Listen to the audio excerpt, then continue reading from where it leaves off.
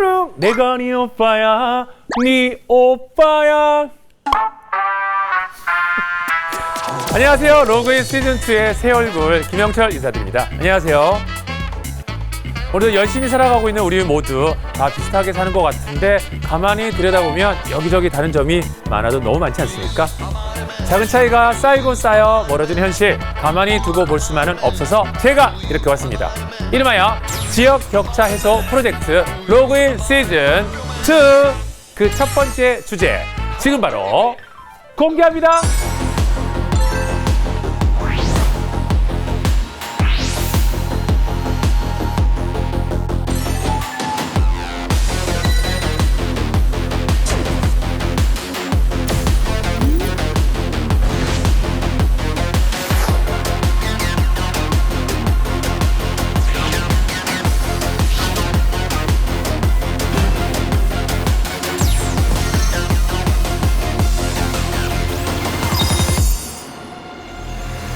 지역 간의 격차를 이해하고 다 함께 잘 사는 대한민국을 만들어갑니다.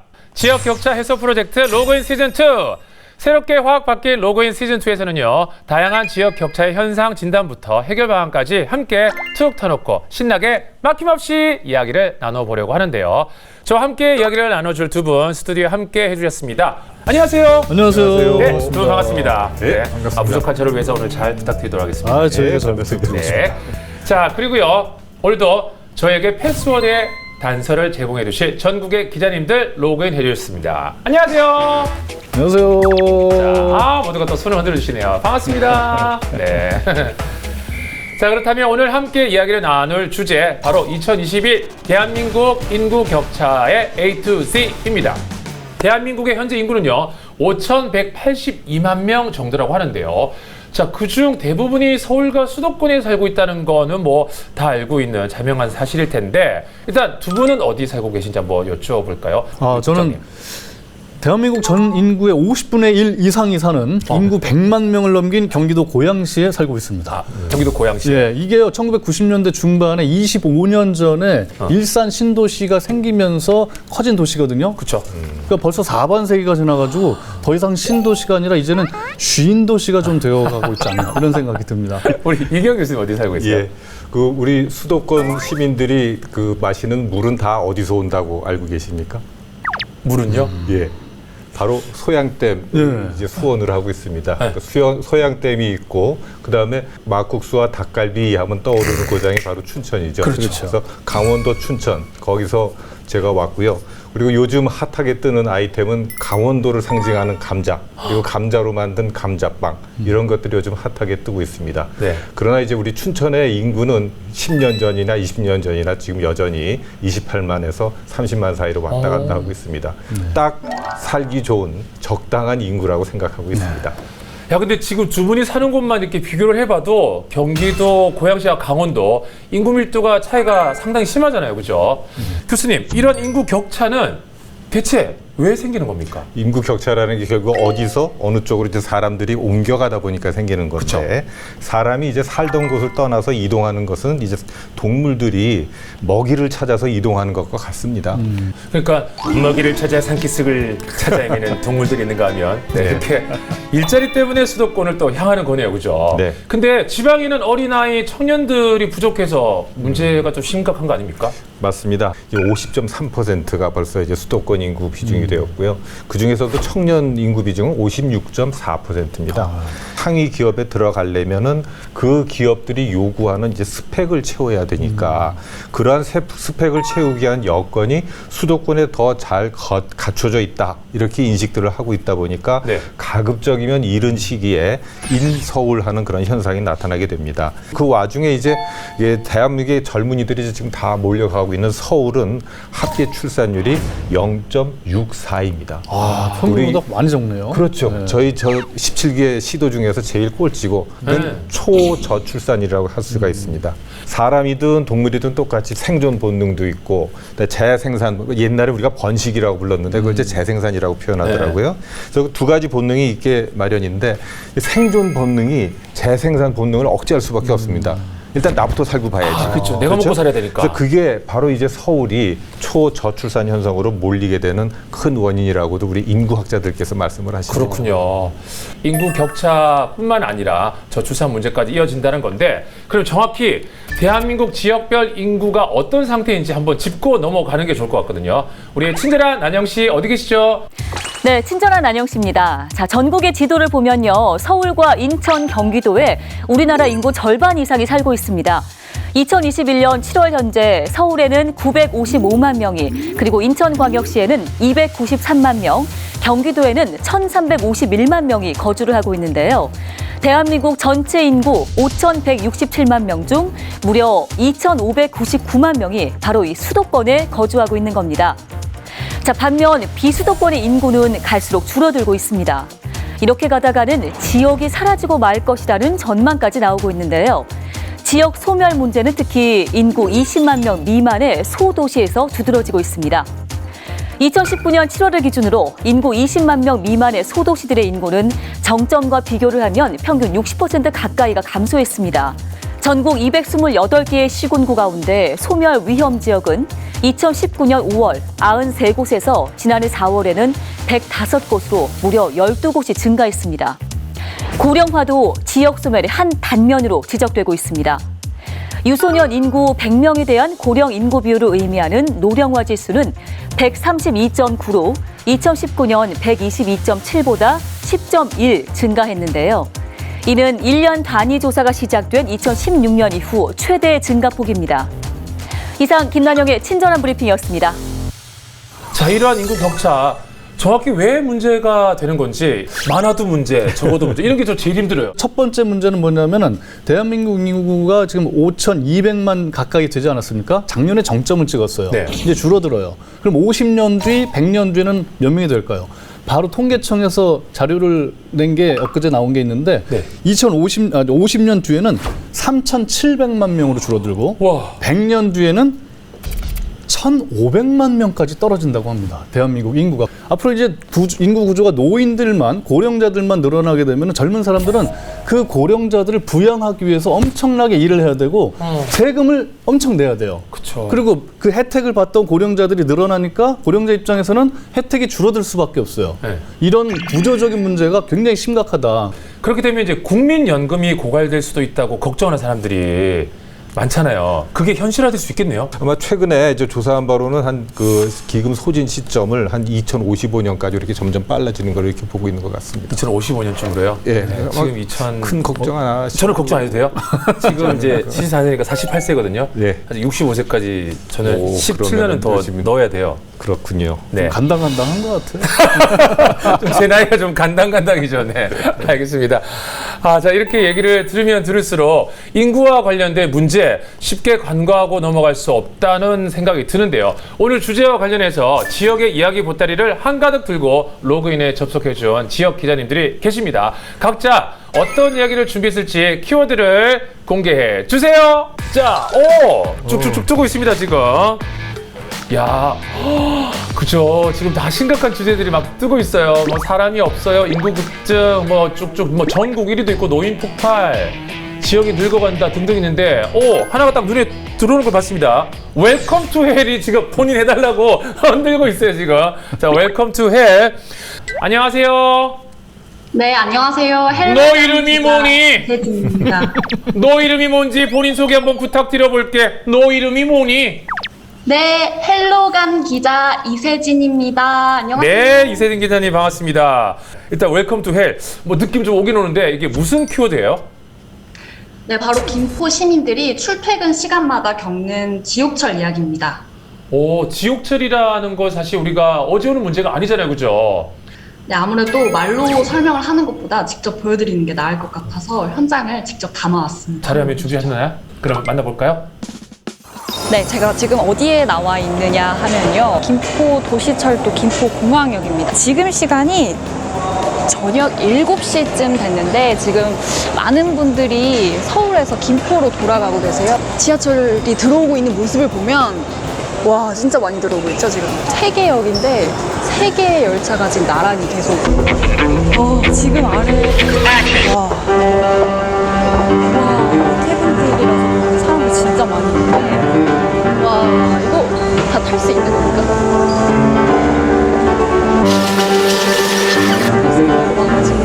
저희 파도처럼 막 들어가고 있는데 발을 잘 디딜 틈도 없을 정도로 사람들이 꽉 차 있어요. 김포공항역에서 못 타신 분들도 계시거든요. 지금 너무 사람들이 많아서 숨 쉴 수가 없을 정도로 지금 따닥따닥 하고 지금 퇴근길에 훨씬 더 붐비는 모습. 자, 보기만 해도 정말 숨이 막히는 상황인데 매일 이 상황이 반복된다고요? 네, 그렇습니다. 김포도시철도 골드라인이 개통을 한 게 2019년인데요. 승객들이 계속 꾸준히 늘어나면서 지금은 혼잡률이 285%에 달합니다.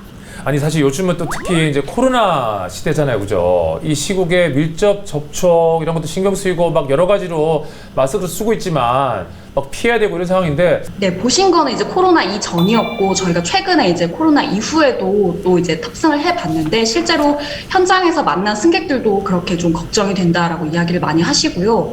매일매일 이걸 반복하다 보니 어떤 시민 같은 경우는 김포시장에게 직접 한번 타봐라 이렇게 제안을 했어요. 네. 그래서 이후에 김포시장은 물론이고 그 정치 인사들도 연이어서 골드라인을 타면서 이게 전국적인 이슈가 되기도 했습니다.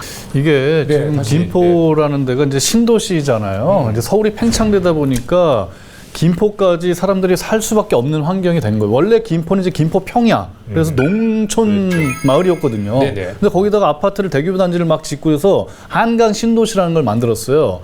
근데 사람이 살 곳은 만들어 놨는데 아파트는 지어 놨는데 대부분이 서울로 출퇴근하시는 분들이거든요. 그렇네요. 근데 뭐 지하철도 안 만들고 버스도 안 늘리고 이러다 보니까 저렇게 교통 지옥이 돼버린 거예요. 당산역 2호선에 가보면은요, 거기 버스가 김포까지 가는 버스가 있는데 줄을 엄청나게 섰습니다. 네.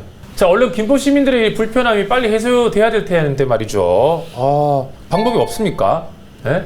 그래서 지금 골드라인이 출퇴근 시간의 배차 간격을 2분 또는 3분 간격까지도 줄인 상태입니다. 그리고 2024년부터는 열차도 새로 또 추가 투입을 할 예정입니다. 그런데 당분간은 이렇게 혼잡한 상태가 계속될 수밖에 없을 것 같습니다.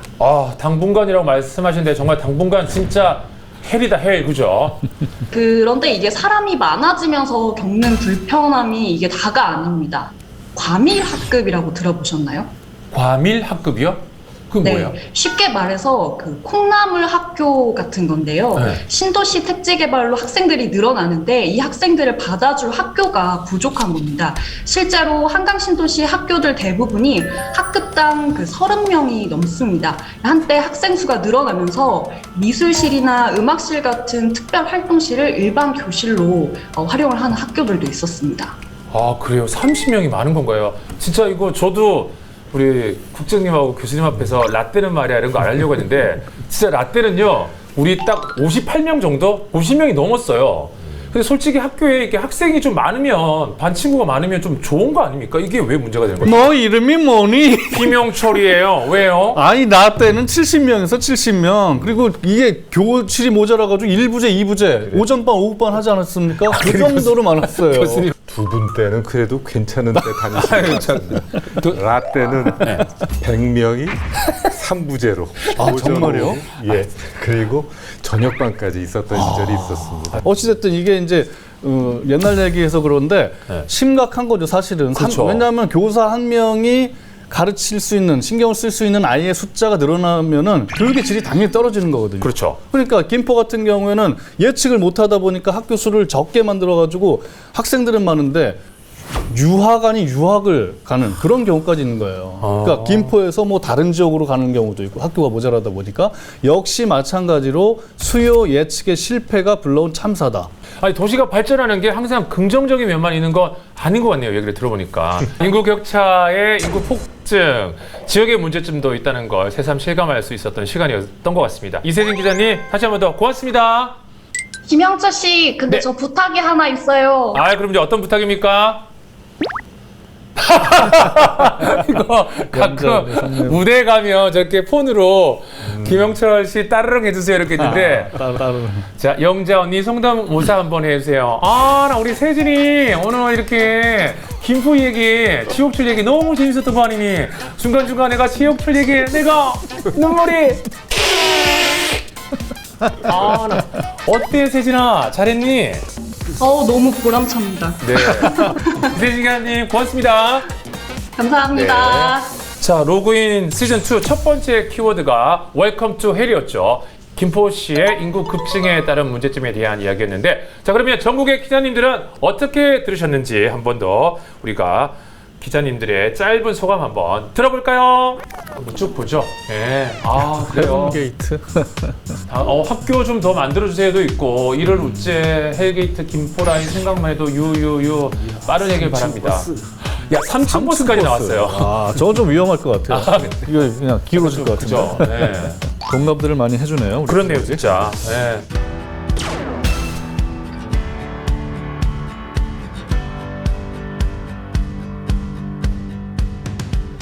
자, 다음 키워드 우리 기자님들 들어주시겠습니까? 자, 지금도 쭉쭉쭉 올라오고 있는데요. 오른쪽에서 위에 두 번째 빈집 줄게 살러 올래? 이게 마음에 드네. 오, 나도요. 빈집 줄게 살러 올래. 자, 어떤 키워드인지 연결해 보겠습니다. 안녕하세요. 네, 안녕하세요. 부산의 보배 장보영 기자라고 합니다. 반갑습니다. 네, 반갑습니다. 아니, 근데 요즘 집값이 얼마나 비싼데 아시잖아요. 근데 빈집을 준다니 이게 지금 무슨 말이에요? 김영철 씨 혹시 빈집 드리면 또 고향 근처시니까 부산에 살러 오실 수 있으세요? 갈게요. 빈집을 준다면 갈게요. 이거 아, 덫에 그러면 걸리는 건 제가- 아닌가요? 제가 랜선으로 어. 어떤 집인지 한번 보여드릴게요. 아, 진짜로 볼까 그러면요? 네, 일단은 한번 둘러보시죠. 자, 한번 볼까 그럼요. 자,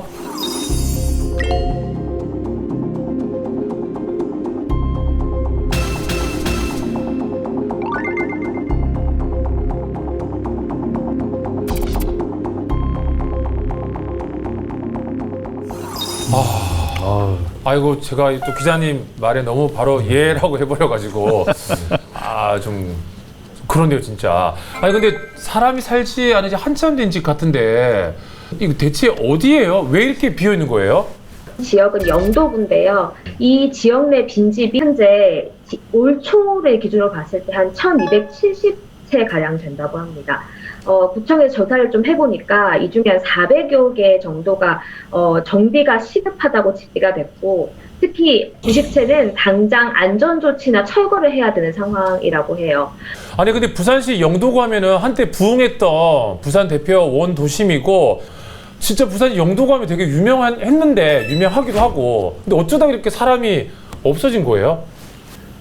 네. 제가 말씀을 드리죠. 네, 우리가 너무 기자님만 많이 보고 있었죠. 신도시 이제 개발하다 보면 네. 이제 한쪽에서 이제 인구가 늘어난다고 이제 좋아할 수가 있는데 그 인구 대부분이 또 어디서 오겠습니까? 네. 이게 신도시 개발로 상대적으로 좋은 이제 주거 여건이 이제 그 형성이 되는 반면에 원도심의 경우에는 주거 환경이 좀 불량한 채로 남아 있다 보니까 이제 감당할 수 있으면 그러면은 옮기는 것이 당연해집니다.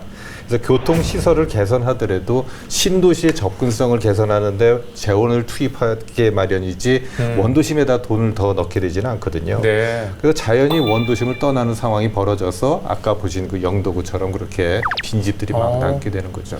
그럼 사람이 이사 간 뒤에는 빈집은 그냥 저렇게 빈 채로 방치되는 거예요? 아무래도 그렇죠. 사람의 손길이 닿느냐 닿지 않느냐에 따라서 집의 생명력도 좀 좌우가 되잖아요. 몇 년 전에는 영도 복내동에서요, 이렇게 사람이 살지 않고 한 2, 3년 정도 방치된 공가가 무너지는, 붕괴되는 아찔한 사고가 있었습니다. 사고 당시 영상 보시면 굉장히 놀라실 거예요. 함께 보시죠. 주택이 폭격을 맞은 것처럼 변했습니다. 지붕은 건물 앞으로 쓰러졌고 부서진 콘크리트들이 집터에 나뒹굽니다. 대문과 샤시, 방문 등도 곳곳에 널려 있고 전기줄까지 걸려 있습니다. 사고 충격으로 옆 건물 일부가 붕괴돼 내부가 훤히 들여다 보입니다. 무너진 주택은 지어진 지 50년 정도 된 노후 건물로 확인됐습니다. 네. 근데 정말 보기만 해도 끔찍한 사고였네요, 진짜. 아니, 근데 무너진 집도 문제지만 주변에 살고 있는 주민들 걱정도 컸겠어요. 맞습니다. 붕괴 사고 현장 보셔서 알겠지만 네. 이제 주택들이 굉장히 붙어 있다 보니까 한 채가 아예 붕괴됐기 때문에 인근 주택 두 채도 좀 금이 가고 문제가 생긴 경우가 있었고, 특히 이제 태풍이나 장마가 이제 오면 또 언제 무너질지 모르니까 다른 친척집으로 뭐 대피를 간다 뭐 이런 분들도 있고요. 좀 일촉즉발의 상황이다 이렇게 보시면 될 것 같고요. 그리고 이 공패가 주민들을 좀 괴롭히는 게 이런 이제 무너짐에 대한 걱정, 우려 이외에도 또 있습니다. 휴가 체험하겠다고 이렇게 공패가를 마치 체험지 마냥 오시는 분들이 있다고 해요. 네. 요즘 그 유튜브 보면은 굉장히 많아요. 빈집 찾아가지고 막 밤새 있어보고 귀신 나타나나 안 나타나나 이러는데, 대부분 그런 걸 보는 사람들이 또 어린 아이들, 청소년층이 많거든요. 네. 이 사람들이 보고서 아 나도 한번 가보자. 그 빈집 찾아다니면서 막 하는 경우가 있어요. 근데 아까도 보시다시피 그냥 갑자기 무너지는 경우도 있고 또 화재의 위험성도 있거든요. 그렇죠. 그 안전의 위험성이 있어서 절대 따라하면 안 되는데 그 유튜버들이 그런 걸 공지를 안 합니다. 그게 문제예요. 조심하셔야 돼요. 안전에 대한 문제를 그렇죠. 얘기해야 네. 되는 거군요. 그죠? 네. 아니, 근데 이제 빈집들에서 이렇게 문제가 다양하게 나타나는 만큼, 지자체에서도 이런 빈집 문제를 해결하기 위해서 다양하게 노력을 하고 있을 것 같은데, 예.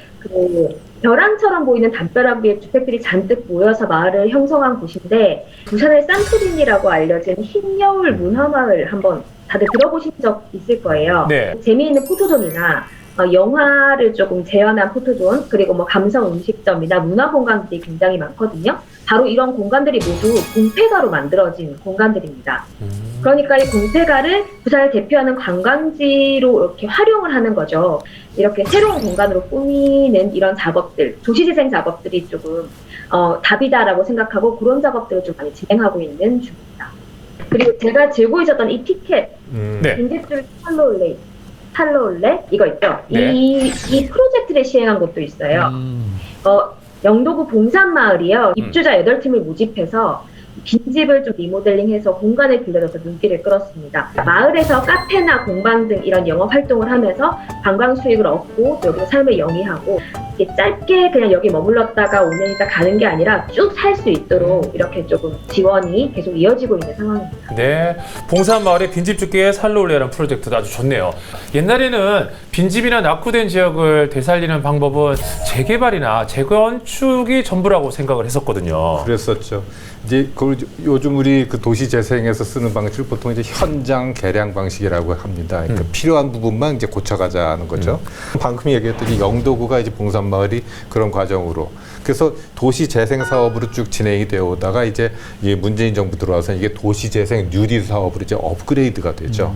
그래서 이 사례들에서 이제 중요한 점은 이제 공공의 역할도 중요하지만 이제 그 지속 가능성이란 이제 궁극적인 목표를 달성하려면 반드시 거기서 살아야 되는 그 도시의 주인인 이제 주민들이 우리가 여기가 바로 삶의 터전이고 그 다음에 여기서 경제 활동이 다 이루어진다는 그런 가치를 이제 공유하면서 네. 뜻을 모아서 실행해야 된다는 게 중요하죠. 네, 참 실험적이지만 실질적인 해결 방안이 될 수 있겠습니다. 그죠? 자, 이런 새로운 방법들이 더 많이 나오면 좋겠고요. 새로운 곳에서 뭔가 새로운 시작을 원하는 사람들, 전국에 비어있는 공폐가에 한번 주목해 보는 것도 좋은 방법일 것 같습니다. 좋은 이야기 풀어내준 우리 장보영 기자님 다시 한 번 더 고맙습니다. 고맙습니다. 들어가 있어. 잘 계셔서. 알았습니다. 네, 고맙습니다. 자, 이렇게 사람이 빠져나간 원도심의 여러 문제점과 이러한 문제점을 해결하기 위한 노력들에 대해서 이야기를 나눠본 키워드, 빈집 줄게 살러 올래. 자, 기자님들 어떠셨습니까? 자, 주라 빈집 나 주라. 자, 우리 또 패러디가 있었고요, 그죠?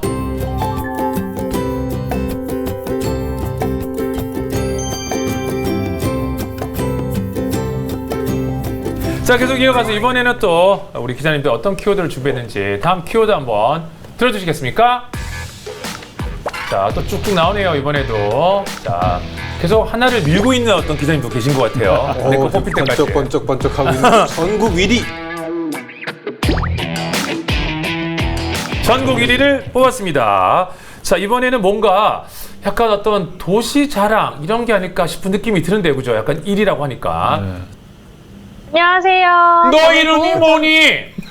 네, 제 너 이름이 뭐니? 신입니다. 아, 우리 김신혜 기자님. 네. 아, 박신혜 아니죠? 황신혜 아니죠? 김신혜죠? 네, 기억해 주세요. 많이들 물어보시는데 김신혜입니다. 김신혜 기자님. 자, 전국 1위. 이 키워드는 자랑 맞나요? 자랑이면 참 좋겠는데 사실은 아닙니다. 고흥의 인구 이야기를 좀 하려고 하는데요. 이 전국 1위 앞에 붙는 단어가 바로 고령화율이라는 단어인데 전체 인구 중에서 65세 이상 인구를 뜻하는 이 고령화율이 전국에서 가장 높은 것으로 고흥이 알려져 있습니다.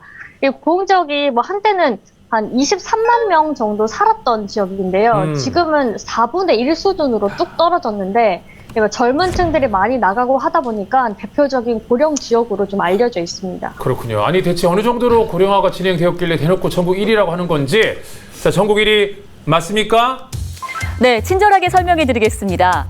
전라남도 고흥군의 인구는 2021년 7월 기준으로 6만 3,239명입니다. 그중 65세 이상 인구 비율은 무려 41%를 차지하고 있는데요. 다시 말해서 고흥군에 거주하고 있는 전체 인구 10명 가운데 4명이 바로 65세 이상 어르신이라는 뜻으로 이 수치는 전년과 비교했을 때 2% 가까이 늘어났습니다. 전국 시군구의 평균 고령화율은 18.7%입니다.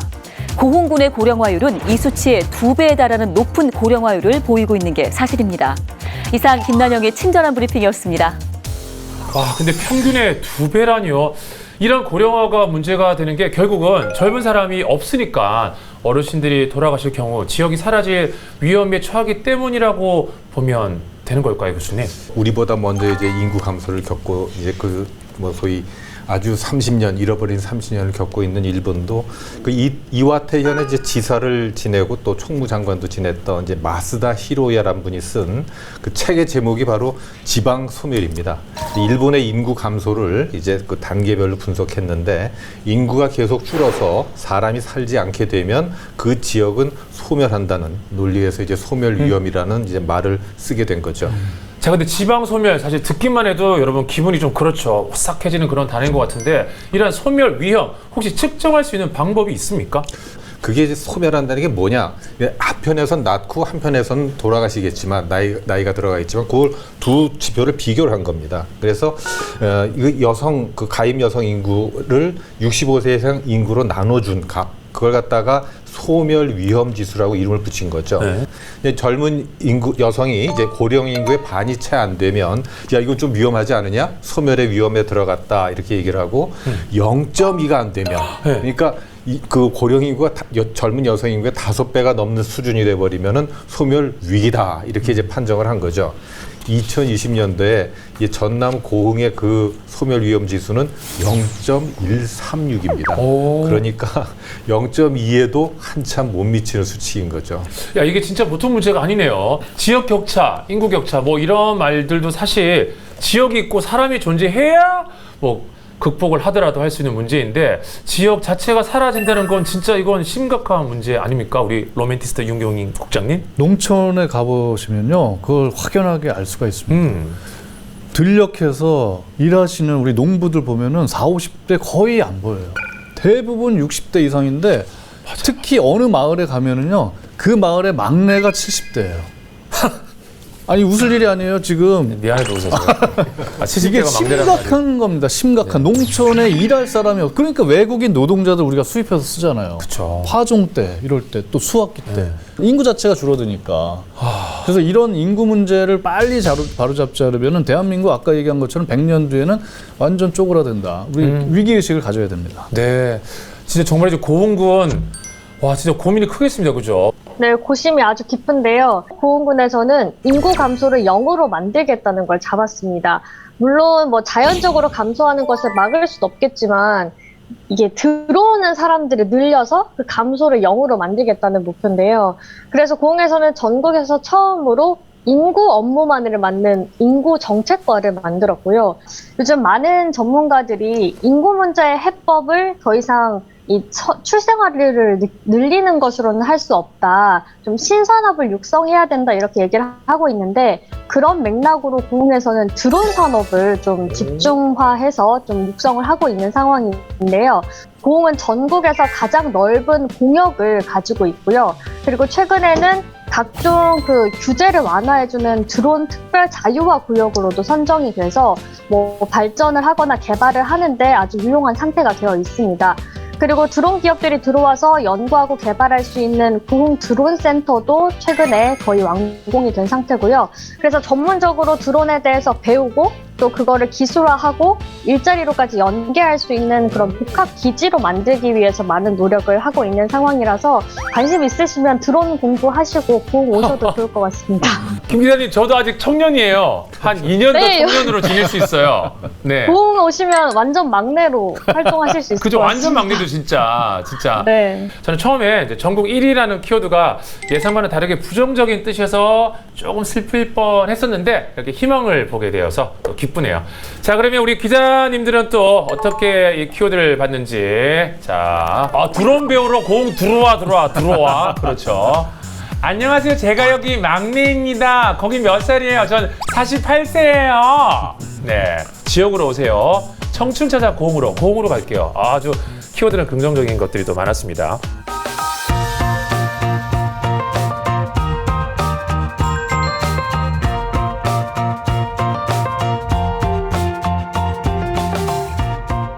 자, 항상 지역 격차, 인구 격차 이런 얘기들을 이론적으로만 많이 들어오다가 정확한 수치로, 통계로, 그리고 오늘 또 이 기자님들을 통해서 실제 사례들을 딱 접하니까 마음에 와닿는 게 좀 달라지는 것 같지 않았습니까? 그죠? 메시지가 도착했습니다. 잠깐만요. 지금 지역에서 메시지가 하나 도착했나 봐요.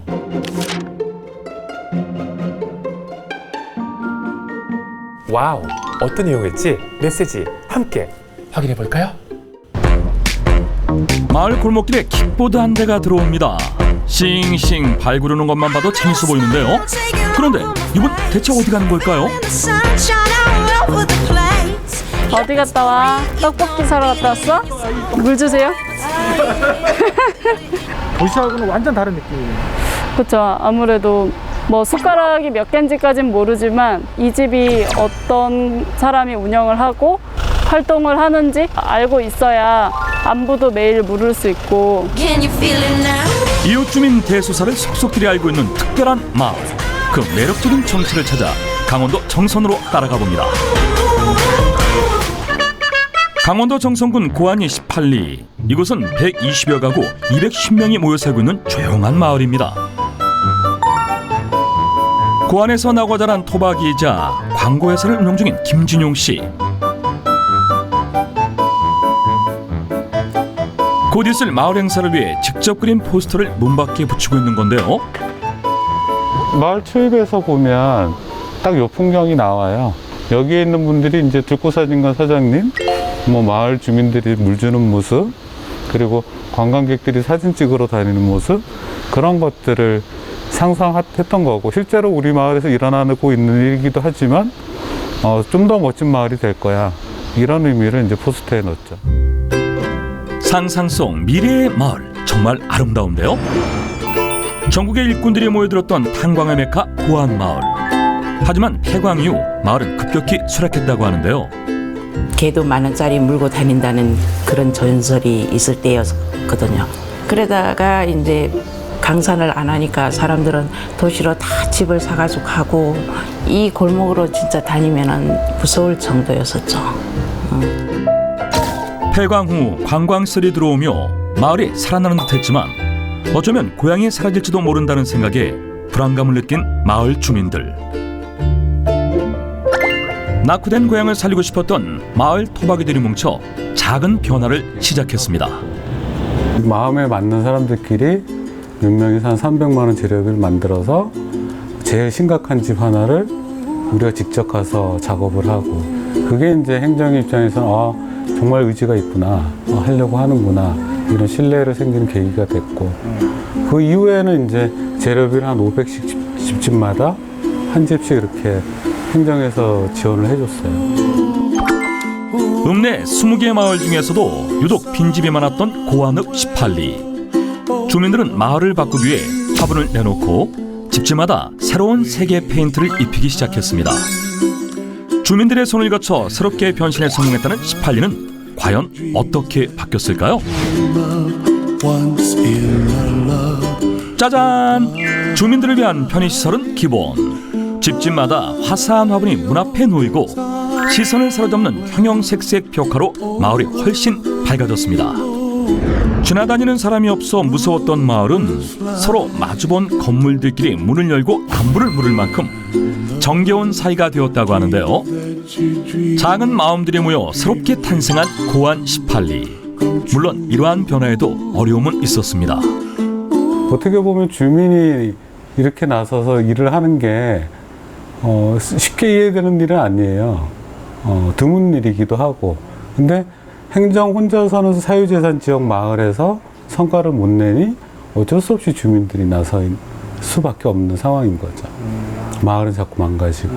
폐가가 많이 있을 때는 뭐 마음속으로는 해야 된다고 하면서 딱 이렇게 하고 나면은 그 중에서도 뭐 샘나는 사람도 있고 헐뜯는 사람도 있고 그게 너무 힘들더라고요. 이장을 필두로 마을 바꾸기에 뜻이 있는 사람들이 나서니 반대하는 주민들도 하나둘 용기 내서 팔을 걷어붙이기 시작했는데요. 여러 사람이 모여 힘을 합치니 마을이 밝아졌고 동시에 주민들은 웃음이 많아졌습니다. 좋죠. 왜냐하면 동네가 좋아지잖아요. 동네가 좋아지고 올해는 코로나 때문에 이렇지만은 우리가 전에는 어른들이 모셔갖고 부치기도 뽑고 막 그랬어요. 자동. 그 어른들이 솔선수범 나셔갖고 막 해갖고 갖다 주고 살아있는 느낌이죠. 네, 그렇죠. 살아있는 게. 우리 견학을 많이 갔어요. 연남동, 성수동. 그래 거기 가서 안 되는 것도 할 수 있겠구나. 주민들이 그런 걸 조금씩 인식하더라고요. 사실 우리는 아무리 노력하고 돈을 들여도 강남처럼 못 돼요. 그리고 그렇게 된다고 해도 서울 사람이 여기 그거 보러 오지 않아요. 왜냐하면 서울에 그런 게 더 많으니까. 우리스러워야 하는 거죠. 그러니까 결국 마을을 바꾼다는 건 경관을 바꾸는 게 아니에요. 사람을 바꾸는 거예요. 사람을. 여기 마을 바꾸기에 동참한 또 한 명의 주인공이 있습니다. 이거 봐. 아침부터 시끌벅적한 사진관. 하나 둘 셋. 마지막 하나 둘 셋. 가족 사진을 찍기 위해 태백에서부터 왔다는 손님들. 이거 봐. 인생사진 맛집이라는 입소문 듣고 찾아오는 사람들의 발길이 끊이질 않는다고 합니다. 가족 사진이 찍기가 어렵잖아요. 다 모이기가 어려우니까 한 번 찍는 거 좀 예쁘게 찍고 싶어서 이런저런 컨셉 알아보다가 여기를 알게 돼서 예약을 했어요. 자, 자기 포즈 한 번씩. 타지 생활을 하다 귀향한 혜진 씨가 1년째 운영 중인 고안마을 유일의 사진관. 사진이 필요해지면 시내까지 나가야 했던 마을 주민들은 혜진 씨가 온 뒤로 더 이상 먼 걸음을 하지 않아도 된다는데요. 혜진 씨는 왜 다시 고향으로 돌아온 걸까요? 돈이 없어서 내려온 거예요. 서울에서 생활하려면 최소 150이 있어야 되는데 그 돈 일을 그만뒀으니까 당장 그 돈을 벌 수 있는 상태가 아니었죠. 어릴 때 배운 사진 기술을 살려 마을 초입에 사진관을 오픈하고 지금의 일상을 살게 된 혜진 씨. 사진으로 마을의 대소사를 기록하면서 그녀가 느끼는 남다른 마음이 있다고 하는데요. 네, 다 지역 주민분들의 어떤 과거의 희생과 어떤 노력들이 있어서 창업을 하게 된 거기 때문에 그런 감사함이 있었어요. 고안읍 18리의 핵심. 이곳은 25년 된 고깃집을 리모델링한 마을호텔 1호점입니다.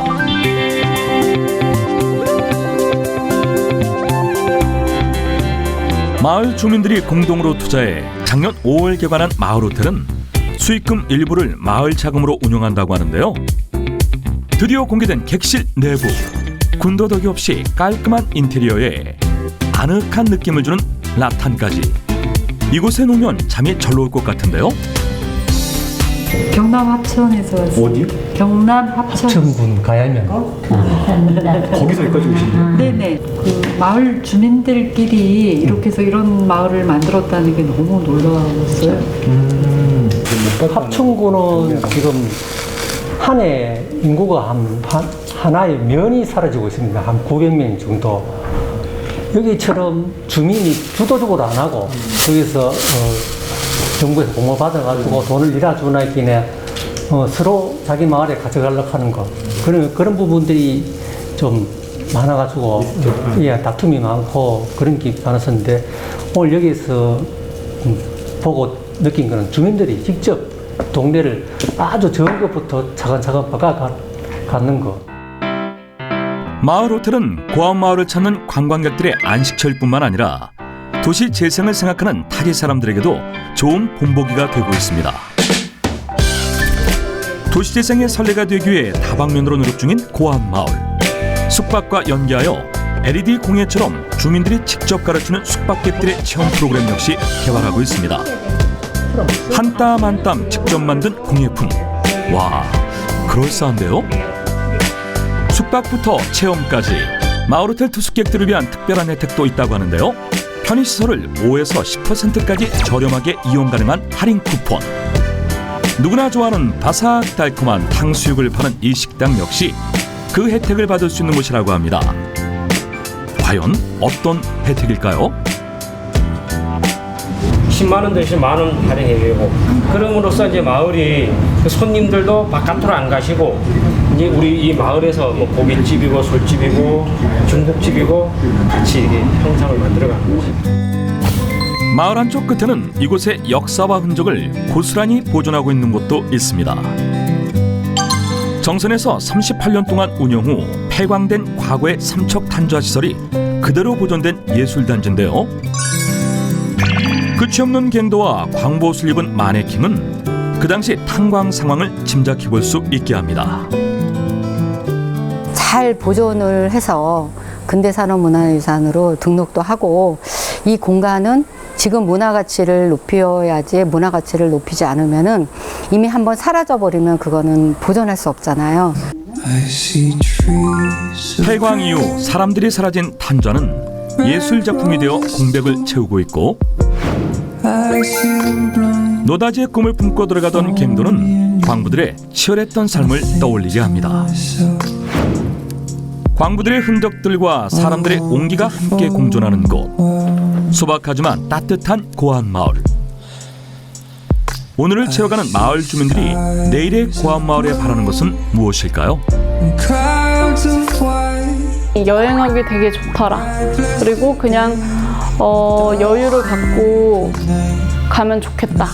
이제 전체가 좀 이렇게 바뀌었으면 좋겠어요. 한 마을만 이렇게 저가지 말고 모든 걸 이제 다른 마을도 생각해갖고 전체가 바뀌면은 하루 종일 이제 돌아볼 수 있는 그런 계기가 됐으면 좋겠죠. 마을도 바뀌고 사람도 바뀌고 어떻게 보면 눈에 띄는 변화가 있었고 그런 여러 가지 성과로 보면 잘한 일이죠. 마을 주민들의 작은 마음이 모여 만든 큰 기적. 이곳은 고안읍 18리 마을 호텔입니다.